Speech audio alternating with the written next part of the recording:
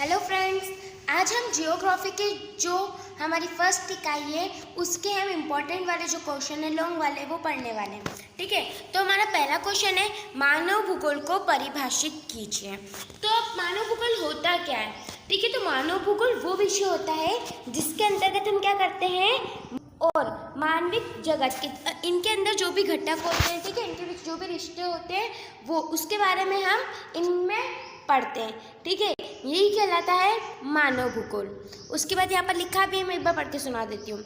अनेक विद्वानों ने मानव भूगोल को परिभाषित किया है, मतलब बहुत सारे विद्वान हैं जिन्होंने क्या किया है, मानव भूगोल को जो है परिभाषित किया है। इनमें कुछ बातें समान है और सबने किया है, तो कुछ कुछ जो विद्वान है उनकी बातें कैसी है, समान है, मतलब एक जैसी है।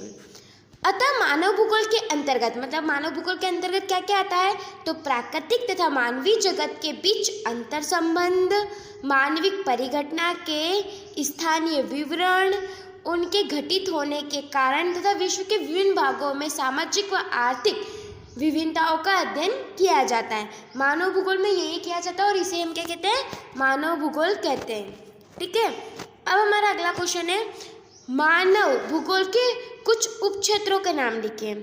किसके उपक्षेत्र के नाम लिखना है हमें? मानव भूगोल के उपक्षेत्र के नाम लिखना है। तो मानव भूगोल के उपक्षेत्र में क्या आता है? तो मानव भूगोल के जो उपक्षेत्र है वो है तो कई सारे, ठीक है, जैसे कि एक व्यवहारिक भूगोल, सामाजिक कल्याणकारी भूगोल, ठीक है, आवश्यक भूगोल, संस्कृति भूगोल, लिंग भूगोल, ऐतिहासिक भूगोल, ठीक है, चिकित्सा भूगोल, सैन्य भूगोल, कृषि भूगोल, पर्यटन भूगोल, ये सब भूगोल है और ये सब भूगोल के क्या है, उपक्षेत्र है। ओके, अब हमारा तीसरा क्वेश्चन है मानव भूगोल किस प्रकार अन्य सामाजिक विज्ञानों से भी संबंधित है, मतलब मानव भूगोल सामाजिक जो विज्ञानों से किस प्रकार संबंध रखता है। तो अभी हमने ऊपर पढ़ा कि मानव भूगोल की प्रकृति, मतलब मानव भूगोल जो है वो किससे, मानव और प्राकृतिक व पर्यावरण के अंतर संबंधों का अध्ययन करता है, लेकिन ये इसके साथ साथ कई सारे अनेक सामाजिक विज्ञानों से भी इसका गहरा संबंध है। ओके, अब कौन कौन से है वो, तो जैसे सामाजिक विज्ञान, मनोविज्ञान, अर्थशास्त्र, समाजशास्त्र, ठीक है, मानव विज्ञान, इतिहास, राजनीति विज्ञान व जनिकीय, ये आदि सब जो है उनका अध्ययन किस में करते हैं, ये सब सामाजिक विज्ञान से संबंधित है। ओके, अब जो हमारा क्वेश्चन है वो लॉन्ग क्वेश्चन है और ये कई बार एग्जाम में आता है, तो हम इसको देख लेते हैं। मानव भूगोल के प्रकटीकरण की व्याख्या कीजिए। उत्तर देखते हैं।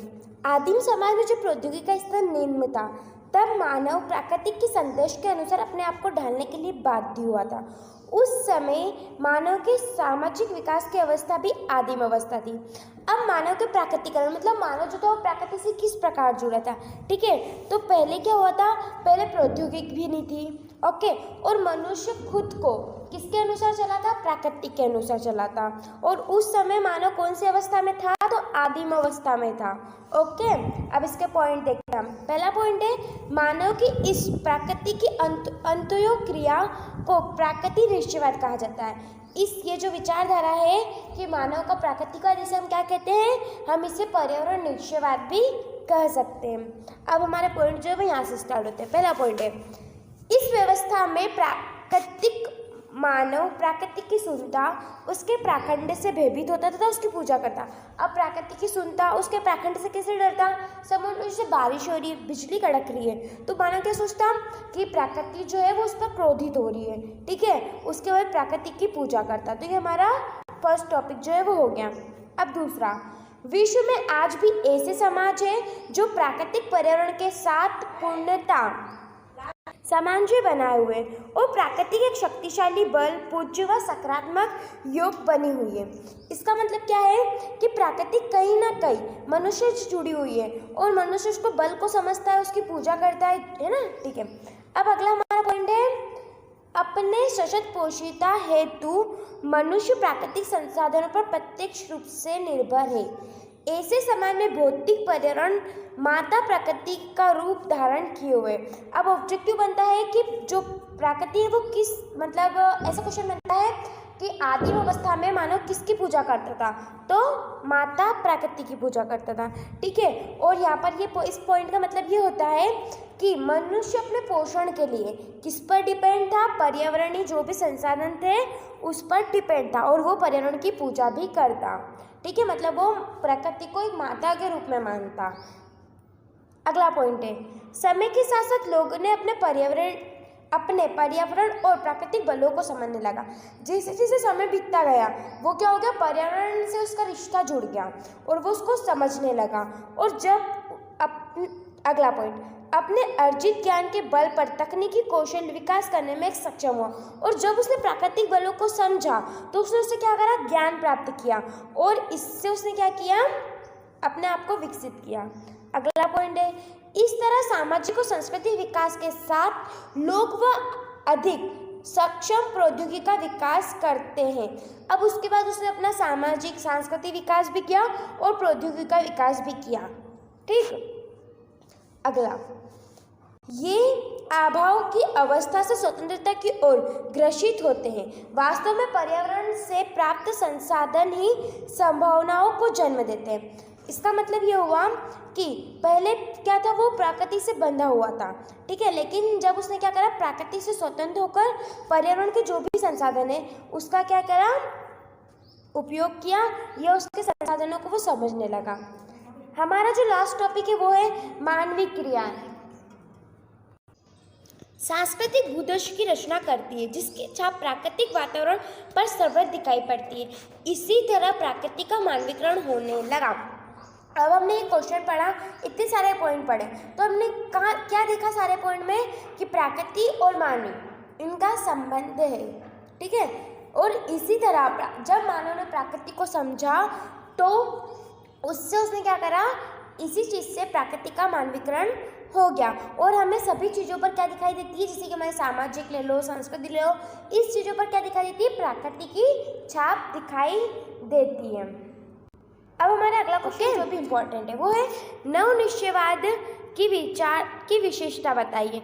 नवनिश्चयवाद की, तो पहले तो हम ये देखेंगे नवनिश्चयवाद के जो जनक है वो कौन है, तो ग्रिफिथ टेल जो है वो इस विचारधारा के समर्थक है या फिर जनक है। अब इस विचारधारा का पहला पॉइंट है, यह विचारधारा पर्यावरण निश्चयवाद और संभववाद के बीच का मार्ग प्रस्तुत करती है। मतलब ये विचारधारा ना तो पूरी तरह से निश्चयवादी है और ना ही पूरी तरह से संभववादी है।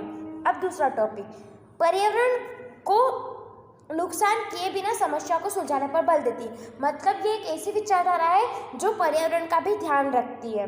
ठीक है, तीसरा पॉइंट है, पर्यावरण निश्चयवाद के अनुसार मनुष्य ना तो प्रकृति पर पूरी तरह से निर्भर होकर रह सकता है, ना ही प्रकृति से स्वतंत्र रह सकता है। मतलब ये ऐसी विचारधारा है कि ना ही हम उस पर पूरी तरह से निर्भर रहे और ना ही हम स्वतंत्र रहे। ठीक है, चौथा पॉइंट है, प्रकृति पर विजय पाने के लिए प्रकृति के ही नियमों का पालन करना एवं उसके विनाश से बचाना होगा। हमें क्या करना है, प्रकृति के नियम जो भी है उसका पालन करना है और उससे जो विनाश होने वाला है उससे बचेंगे। कैसे, जैसे कि पेड़ काटना जो है वो गलत है।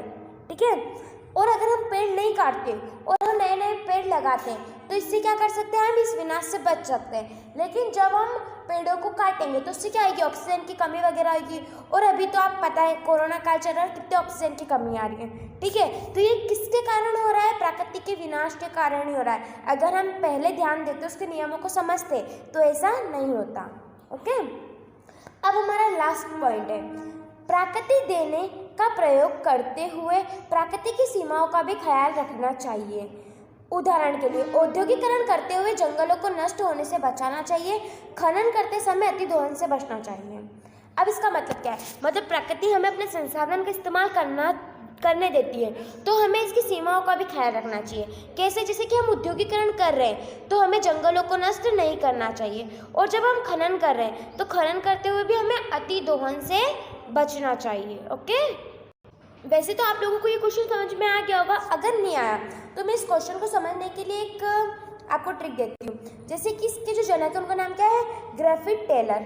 ठीक है, तो टेलर से याद करना, टेलर क्या कर रहा है, चीज़ों को जोड़ता है, ठीक है। तो वैसे ही ये विचारधारा क्या करती है, दो विचारधाराओं को जोड़ती है, एक निश्चयवादी और संभववादी को, ठीक है। तो अब जब भी टेलर का ख्याल आए दिमाग में तो ये विचारधारा आनी चाहिए, कौन सी, नव निश्चयवादी, जिसके जनक है ग्राफिल टेल। ओके, अब हमारा क्वेश्चन है नियतिवादी और संभववाद में अंतर।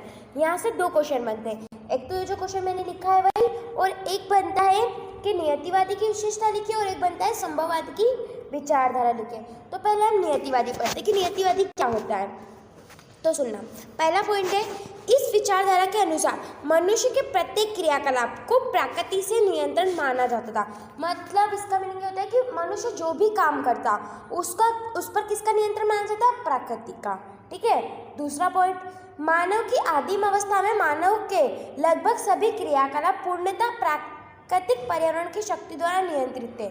मतलब मनुष्य इस समय कौन सी अवस्था में था, आदिम अवस्था में था, और वो किसके नियंत्रण में था, प्रकृति के नियंत्रण में था, उसकी शक्तियों में नियंत्रण में था। अब इस विचारधारा के जो जनक है वो कौन कौन माने जाते हैं, तो रैटजल, रिटेन, हेम्बोल्ट, ठीक है, इत्यादि जो है इसके जनक माने जाते हैं। नियतिवादी समानता मानव को एक निष्कर्ष कारण समझाता है जो पर्यावरणीय कारणों से प्रभावित होता है।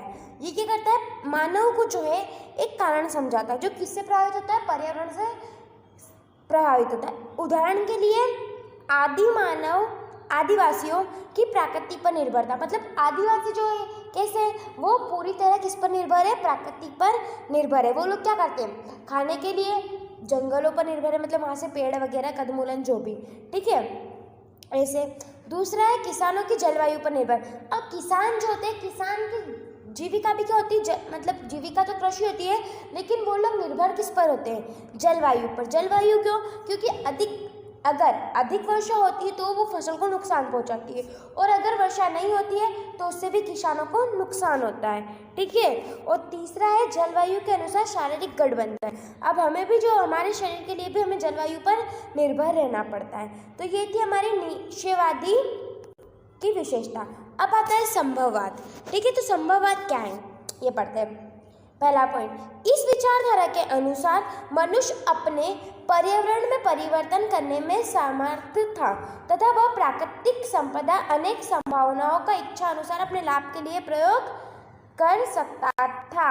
मतलब क्या हुआ इसका, कि जो मनुष्य है वो पर्यावरण को परिवर्तन कर सकता था। हमने पहली विचारधारा में पढ़ा था नियतिवादी में, उसमें क्या था कि मनुष्य को पर्यावरण पर निर्भर रहना पड़ता था, लेकिन अब क्या हो रहा है, अब मनुष्य चाहे तो वो पर्यावरण में परिवर्तन कर सकता है, ठीक है, और उसके जितने भी संसाधन है उसका प्रयोग भी अपनी इच्छा अनुसार वो कर सकता है। अगला पॉइंट है, मानव का प्रकृति पर निर्भरता की अवस्था से स्वतंत्रता की ओर ग्रसित। मतलब अब मनुष्य क्या हो गया है, अब मनुष्य स्वतंत्र होकर पर्यावरण का उपयोग अपने उपयोग के लिए कर सकता है, या फिर स्वतंत्र हो गया है वो उसका उपयोग करने के लिए। अब इसके जो समर्थक है वो कौन है, तो विडाल डी ला ब्लास जो है इस विचारधारा के प्रमुख समर्थन माने जाते हैं, ठीक है। अगला पॉइंट है और लास्ट, संभववाद प्रकृति की तुलना में मनुष्य को महत्वपूर्ण स्थान देता है, उसे सक्रिय शक्ति के रूप में देखा जाता है। मतलब संभववाद जो है वो मनुष्य को कैसे देता है कि वो प्रकृति से अपना विकास कर सकता है, और प्रकृति से ही इसने संभववाद में ही क्या किया है, इसने प्रौद्योगिकी का विकास किया है, ठीक है। उदाहरण के लिए मैं दूँ तो जैसे कि गर्मी से बचने के लिए कूलर बनाया, ठीक है। परिवहन, जब उसने गति के नियमों को समझा तो बहुत सारे वाहन बनाए, ठीक है, जिससे क्या हुआ, परिवहन हुआ। और ये सब कब हुआ, ये सब जब हुआ जब उसने प्राकृतिक के नियमों को समझा। एक और उदाहरण है नदी पर पुल खेती, मतलब नदी पर भी वो क्या करने लगा, खेती करने लगा। अब हमारा लास्ट क्वेश्चन जो है वो है प्रकृति पर मानवीय प्रयासों की छाप स्पष्ट दिखाई देती है, उपयुक्त उदाहरण सहित स्पष्ट कीजिए। तो पढ़ती हूँ मैं, प्राकृतिक अवसर प्रदान करती है और मानव उसका प्रयोग करता है। मतलब जो है प्रकृति हमें अवसर प्रदान करती है कि हमारा उपयोग करो या फिर उसके जितने भी संसाधन है उसका उपयोग करने का, ठीक है, और मनुष्य उसका उपयोग करता है। धीरे धीरे प्रकृति का मानवीकरण भी हो गया तथा प्रकृति के मानवीय प्रयासों की छाप पड़ने लगी। कैसे पड़ने लगी? तो तरंगीय पहाड़ियों में चारागाह का उपयोग, कई ऐसी पहाड़ी जहाँ पर हमने क्या कर लिए, चारागाह का उपयोग कर लिया है। महासागरों का समुद्र मार्ग के रूप में परिवर्तन कर लिया। हमारे जो देश है वहाँ पर 4/4 में से 3/4 क्या है, पानी है, और 1/4 धरती है, मतलब महासागर इतने बड़े हैं। तो हमने महासागर से क्या कर लिया, हमने समुद्री मार्ग बना लिया। ओके, उसके बाद है उच्च भूमियों पर स्वास्थ्य विश्राम स्थल, हमने भूमियों पर क्या कर लिए हैं, रहने के लिए स्थान बना लिए, ठीक है। और भूमि पृथ्वी पर तो सही, लेकिन अब हम अंतरिक्ष पर भी अपने उपग्रह जो है वहाँ पर जा सकते हैं। उसके बाद कृषि नगर पुलों का निर्माण कर लिया। ये सब किसके कारण हुआ है? ये प्रकृति की छाप है, ठीक है, प्रकृति पर मानव की छाप है, जिन्हें हम इन पॉइंटों के द्वारा देखते हैं। तो आई होप आपको पूरी वीडियो समझ में आई, और ये वीडियो जो है वो मोस्ट इम्पोर्टेंट है, इससे बाहर क्वेश्चन नहीं जाएंगे, ठीक है, लॉन्ग क्वेश्चनों में।